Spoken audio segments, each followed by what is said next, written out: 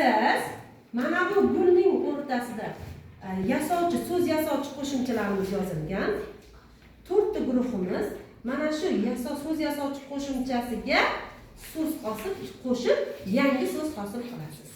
Hozir tarqatib chiqaman. Boshlang deganimda boshlaysiz.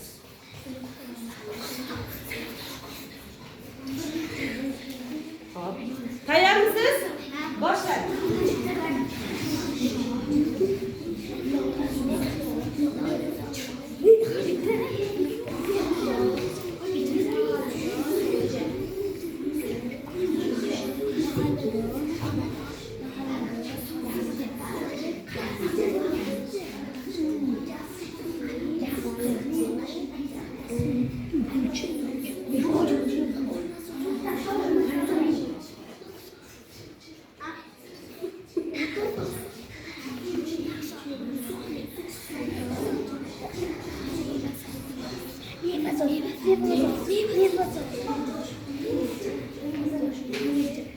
Hop.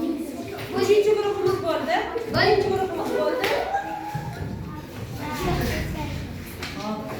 4-chi guruhimiz ham bo'ldi. 2-chi guruhimiz qoldi. Qani yoqda bo'ldi?